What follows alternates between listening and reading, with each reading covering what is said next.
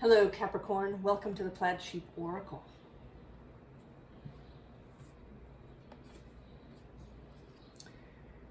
We begin with the Time Master.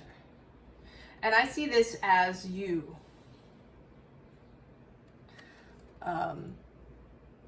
And that you are seeing something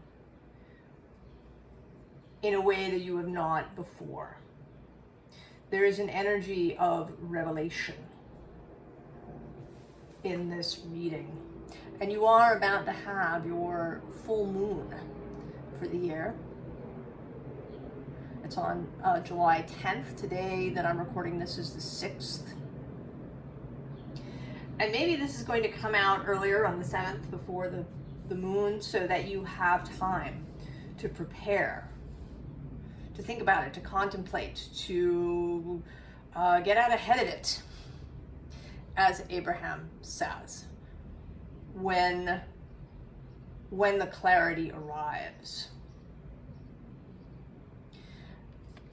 Now, as Pluto was going through Capricorn, lots of people talked about changing institutions and the changing nature of money and various things. But something that I didn't hear people talk about very much is a changing sense of how things are built. What is the way? It's not so much the what, but the intention and then the way that something is built. That I think is really what Pluto maybe wanted to get across. We tend to get caught up in the details of the what,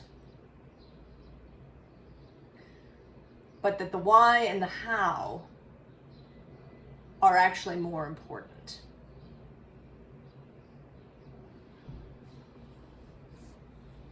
So the scene underlying here is the beloved.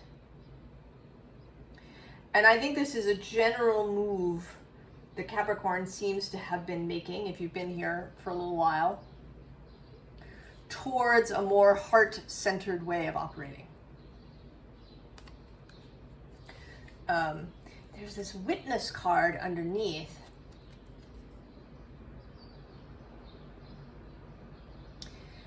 And I don't know, I feel various things from it. I'm just going to hold it up for you.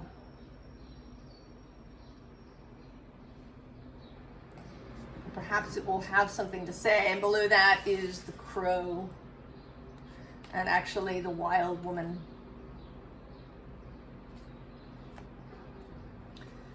The things that run beneath.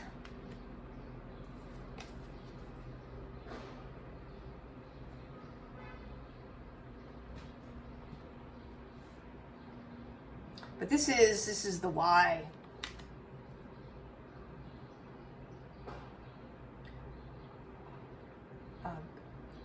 Creating something, building something, achieving something out of love.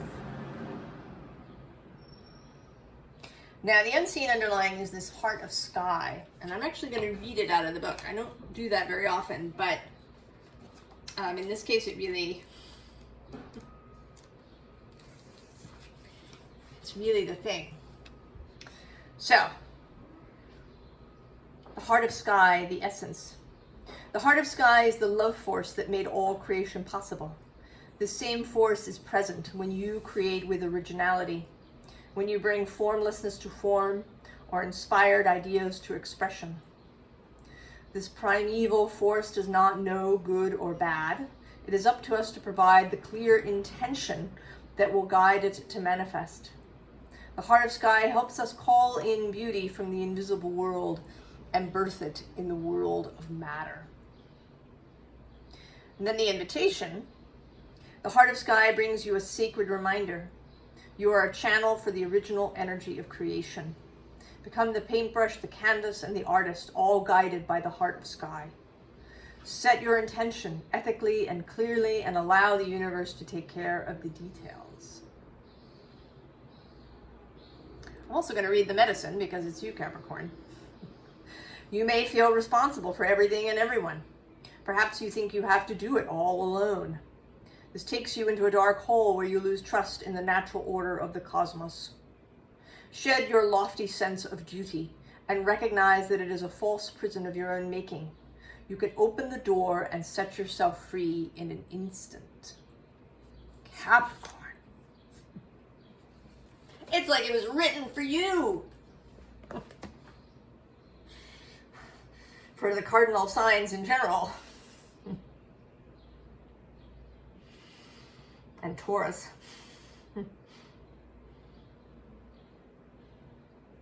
So what do we have? We have judgment, the wake up, the revelation. You know, in this, right, all of these things, we can hear them many times. And then we hear it just one more time and then it clicks in a way that it never has before. Perhaps it's delivered in a different way, or it's delivered at a moment in time when the other energies really support the vision, the clarity. Or it comes when your energies are just in the right place. You know, I have a friend, I don't get to see her very often. She's been spending time with her mother, who has reached the end of life. And I had the deep pleasure to listen to her talk about how her approach to this has evolved over time. You know, how she began, you know, in a very sort of slightly Capricornian or Virgoan way, where she was, you know, really on top of the people at her mother's care place, and, you know, sending lots of emails and, you know, doing things. But over time, you know, now she doesn't concern herself really with those things. She's just really enjoying the pleasure of being with her mother. You know, they have fun, they play the piano, they do these things. And it was so lovely to hear her say these things, right? She came to this in this time of her life. Events have unfolded. There's been synchronicities and meetings and all kinds of beautiful things that have unfolded. So there's that too. Below this is the sea of combustion, right? Having this vision and having the vision with others. That's a strong energy now that's also running through the readings. There's several things. There's a coming home to self. There's an ability to see. There's a releasing. And there's also a gathering that is happening of people who are all on this road, like coming together.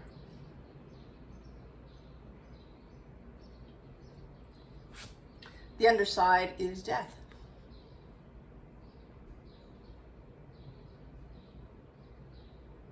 The death and then the birth of something new. And I want to say the birth of something new rather than the rebirth or the resurrection.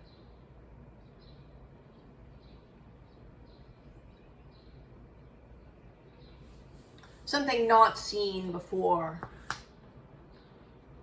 But maybe, you know, it has a relationship to your core self.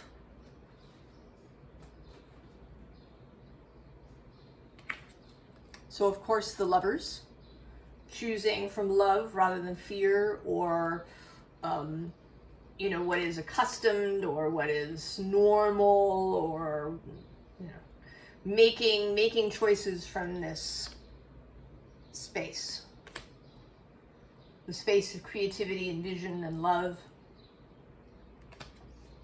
Queen of Pentacles, Cancer energy from across the way, and here in a particularly sensuous form. Right, this enjoyment of the world. You know, you are an earth sign. You are associated with all that is physical. Saturn has this, right? He has this reputation as the authoritarian, the restrictor. But he's everything that is physical. You know, he and Venus and Mars actually too, they have this partnership going on of all that is sensual. I think that Saturn is actually a sensualist. He cares deeply about the physical and the physical experience. And he is your guide.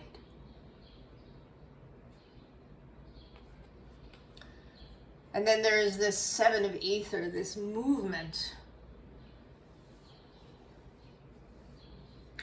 And with the butterflies as, right, representing this aether, these thoughts, there's a flexibility here. And an ability to allow your thoughts to go, you know, to crazy places. You know, butterflies, the way that they fly is kind of deliberately haphazard. It makes them much harder for birds to catch if they kind of don't even know where they're going to be.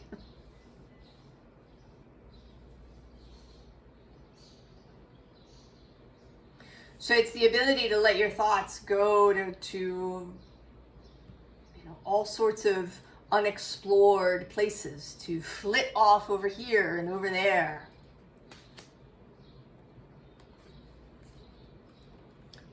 And then there's the Hermit. And this particular Hermit who sits here, you know, looking out at the storm.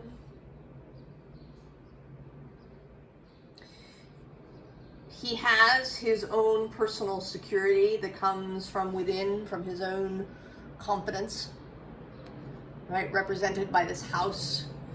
There is his guiding light in the lantern.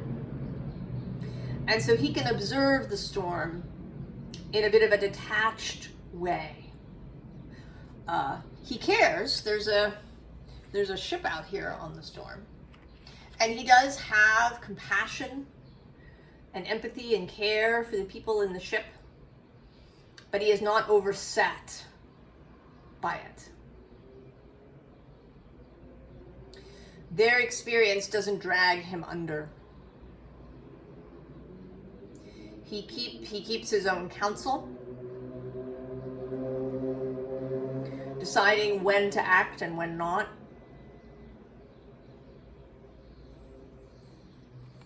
That's another theme, the independent mind. Knowing what thoughts are really yours. You know, that fit with your values, with your belief system. And what may be trying to pull you away, you know, into the group, perhaps.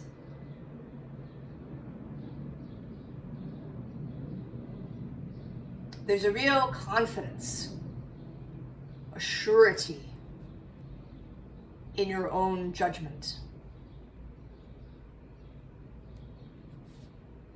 And so we have Virgo. Virgo knows what it wants. It's quite clear on that. And below Virgo, interestingly, is Mars. Mars is in Virgo as we speak. He is going to meet up with the South Node in Virgo. And this is all happening trine Capricorn. A fast, clear, energetic signal, perhaps of clearing out remaining difficulties, perhaps clearing out the shadows that Virgo is This is, the Hermit is Virgo, can have.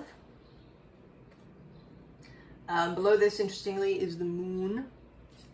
Oh, and then there's Venus. And I'm seeing now Pluto. Everybody that we've talked about.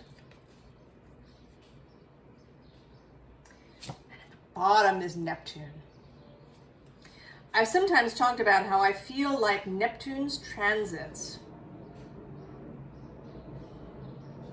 that often they go unnoticed. And I think that's how Neptune likes it. He moves in this somewhat unseen way. I mean, when there's a major thing, right? Neptune's move from one sign into another, or here where he's meeting with Saturn, we talk about that. We talked about his meeting with Jupiter in Pisces. But it's not, you don't hear, Neptune transits to people's chart. You don't hear about it nearly as much as, Saturn squaring the sun, or, Pluto's square or opposition, or Uranus, right? These planets have, what feels like really dramatic, visible effects. And I think that Neptunes, while they can be dramatic, it's like the tide. You can be walking on the beach and then suddenly you realize that, the water is about to, wash over your feet as the tide has come in. You didn't notice it. But it can move fast. There are places in the world where the tide moves faster than a running man, as they say.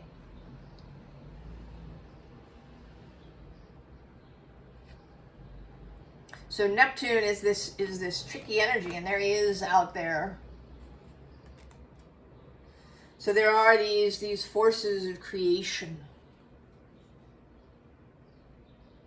that are moving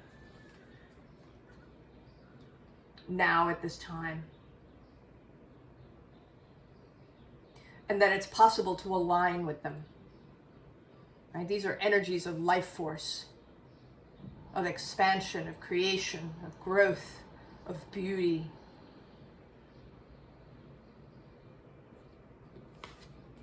Second house, which you have, your resources.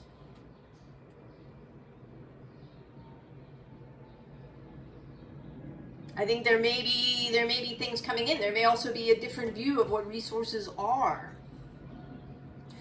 You may come to see something, you may even come to see something that you thought was a liability actually as a resource. There's this seventh house relationship that you may come to see relationships in a different light. That everybody and everything will, as Abraham says, become a cooperative component. That rather than seeing people as obstacles or circumstances as obstacles, they'll become opportunities. Coming into right relationship. Right, even this debilitated discomfort. The moon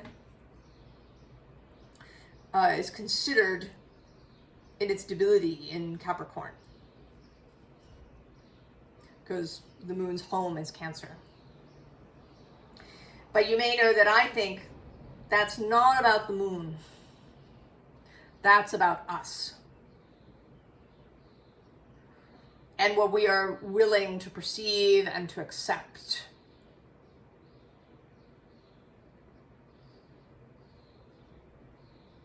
The moon in Capricorn can be very clear, very direct, very confident.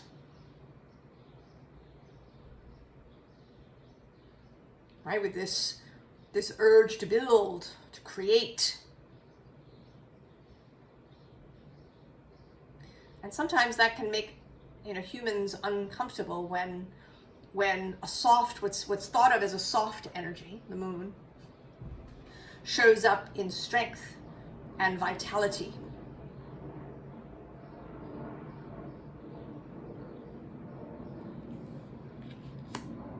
And that if you have felt debility, perhaps, in some way, that you're going to start seeing it as a strength. It feels like very many things that you have perceived are going to be turned on their heads.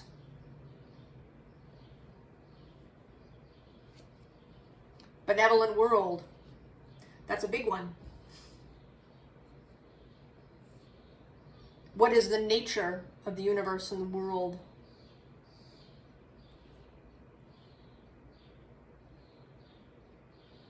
I think trust can be difficult for many of us.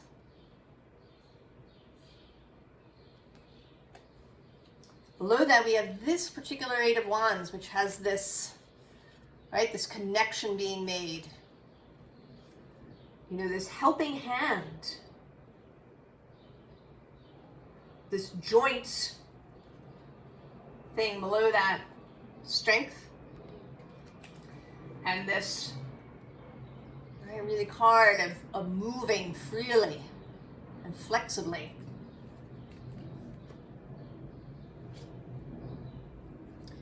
The underside is the Six of Pentacles. And this feels like that you are perhaps one of these two people or both of these people receiving something. You know, an analogy that comes to mind is that maybe you had a poor experience in school. You had a difficulty with learning. And then later you run into a different kind of teacher. But a different kind of teacher, and also that you have grown in experience and seen what you may have thought were as shortcomings or flaws as gifts. And now you see the joy of learning.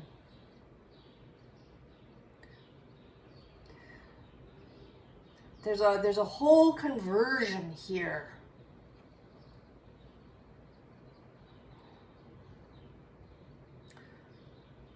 Of ideas about the world that's happening.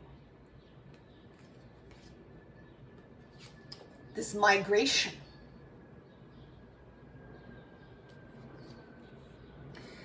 You know, we talk about how birds and insects and things, they do these migrations and they have these, you know, organs theoretically that allow them to sense the magnetic field of the earth, and isn't that amazing? Well, we have those too. We just haven't used them in a really long time. And I think that's true of many skills that humans have.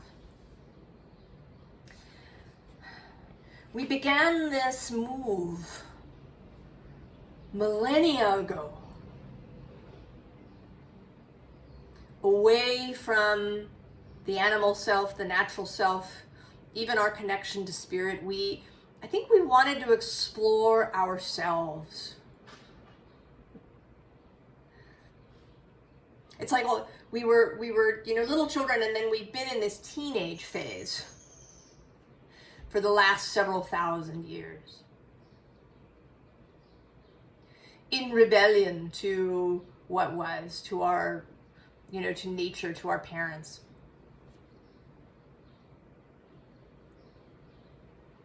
And some of what has been is really beautiful. And some is not so much. But I think that we may be now reaching a point. You know, as people do, they remember what that their parents had some good ideas. I think it's Mark Twain who said that he was amazed, you know, kind of between the ages of 18 and 20 or 22 or something, and how much his father had learned in just that short time.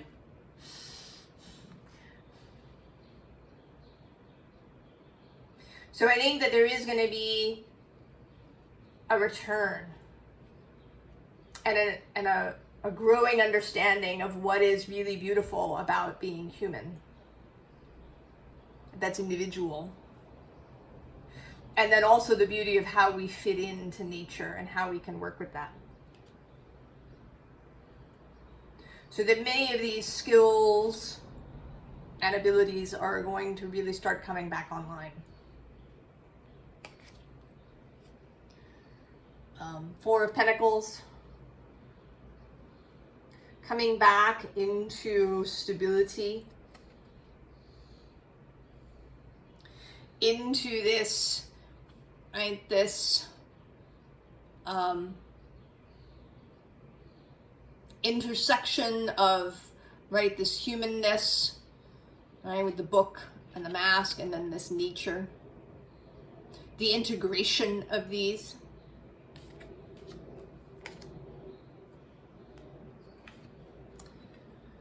Three of Swords, and understanding of how our griefs and our pains can be turned into advantages.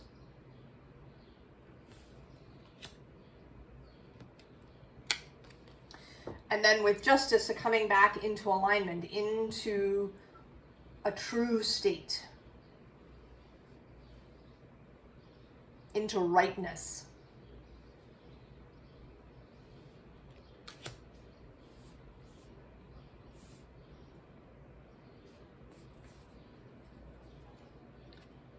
The Eight of Emotions. And this, you know, this feels like having been on a retreat. Or that perhaps you're being invited into one. Or both. Maybe you haven't seen it until now that this is what's been happening. And right below you, right below that is you, the Devil. Your card. And there's a recognition here of, you know, understanding perhaps how you've been controlled by kind of automatic responses within yourself,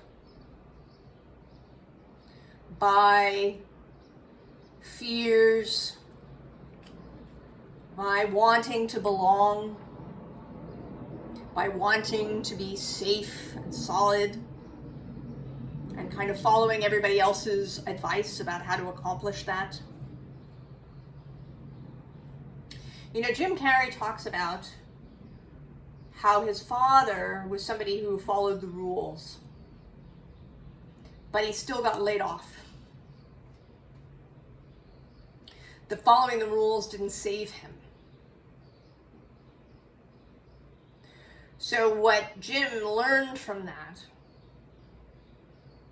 was to follow his heart, to follow his, you know, his core desires.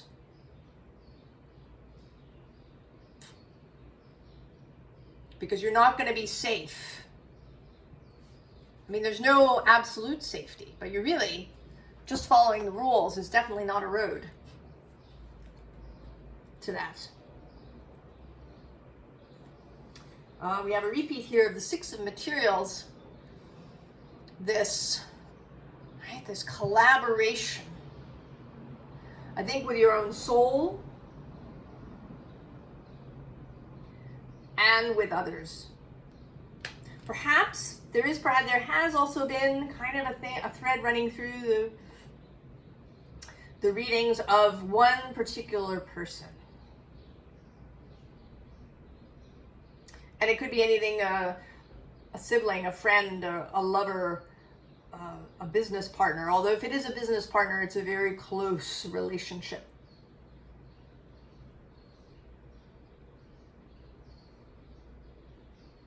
That may really be kind of at the heart of this, like a real partner moving forward. Below this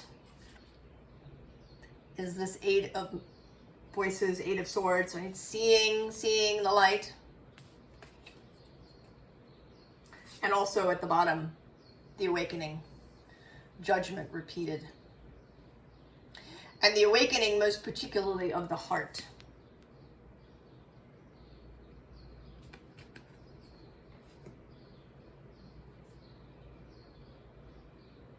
You know, and also a little bit of the throat chakra, which is almost always spoken of as, you know, what you speak or express. You know, your truth or whatever. But it's also, the throat chakra also is about listening. Right? Collaboration is both speaking and listening, and really listening, rather than just waiting to talk, which I've done quite often in my life. We do it.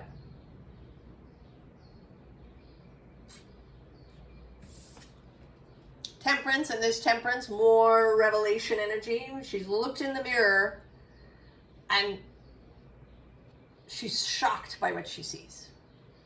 She's surprised. Is that me? Is that me? I didn't realize.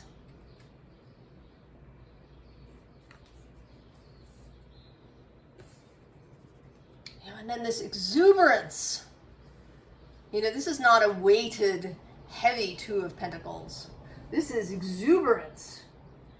Right? Like getting the hands in the clay. And followed both by the Wheel and then this Four of Inspiration. So there's more of this collaborative energy. All right, there's your personal, there's what you do. There's the universe's piece. And then there's other people.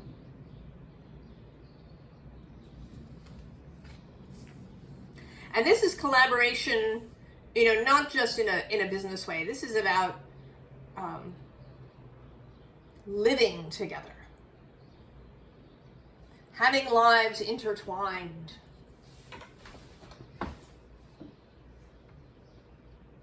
Community in that really interrelated way.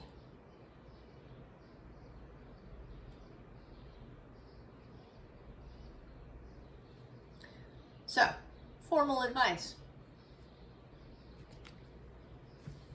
Four of Cups. Now, interestingly, this is coming through as dreaming. You know, rather than apathy, this is coming through as allowing the mind to roam. This energy, right? She's left the town.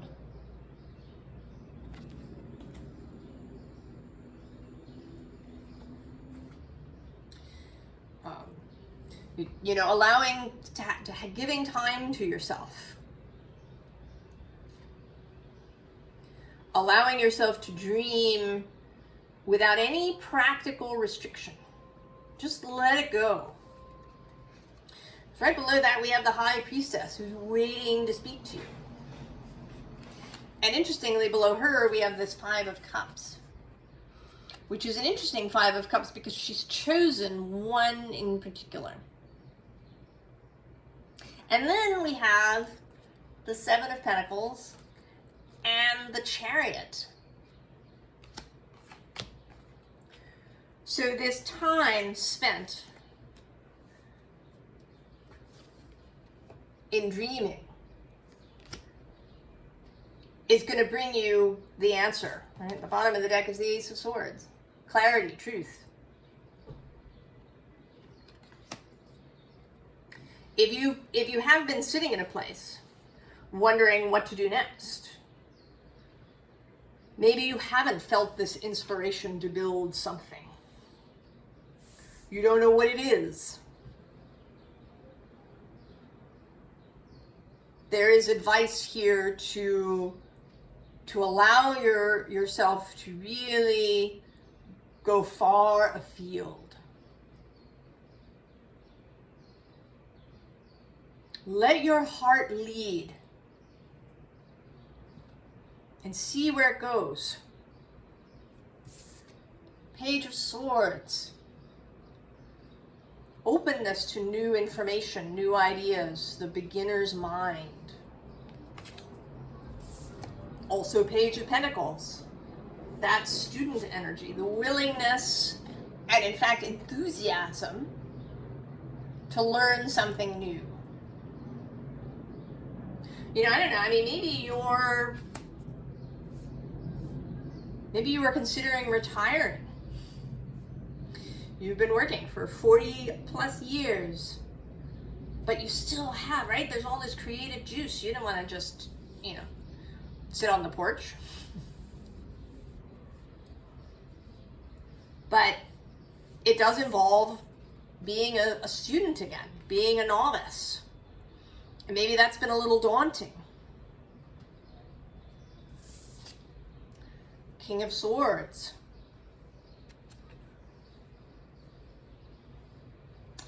You know, this King of Swords seems like someone who is still learning, who really has his mind open. You know, he's in this contemplative phase, right? The owl has arrived and is providing some information. Right? The crows have been bringing information. You know, he hasn't made up his mind yet. You know, when he does, he'll stand up and be ready to go. But he's allowing himself this time to really let his mind go, perhaps in places that it hasn't ever before.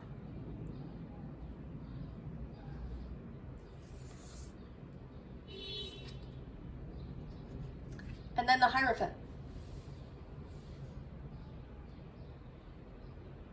Personal authority of self, of your own spiritual journey,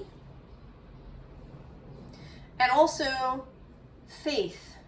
You know, I really sort of feel a connection here between these two.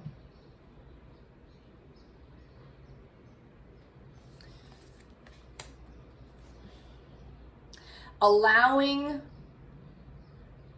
that Capricorn archetype. Allowing the sensual Saturn, the mystic Saturn, the Saturn who's the hermit, Saturn who's the priest or priestess, Saturn who is this kind of wild energy, right? This creative heart of sky.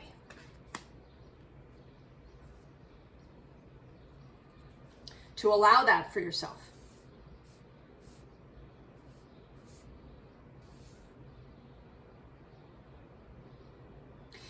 And there will be clarity. And I think that a lot of it is the energy of what's happening now. Whether you're watching this when I posted and there's this full moon and a whole bunch of other things happening in the sky, or whether it's at some later point when everything is coming together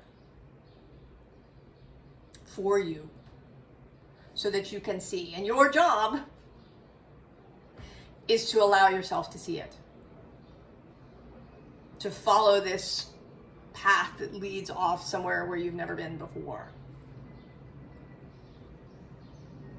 And it does feel like that. It feels like going where you've never been before in some way.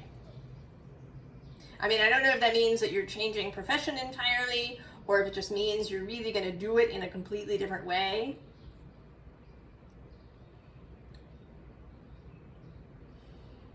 Or maybe in a radically different place. You've always worked in cities and now you're going to go to the country. I don't know. But there's something really different. And that if you let your mind go,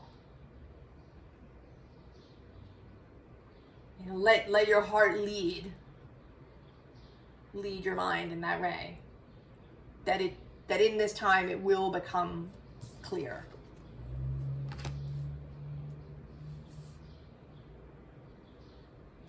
Oh, Capricorn. I hope this is exciting. I think it is. I think you are really ready to get your hands in the clay and do the thing.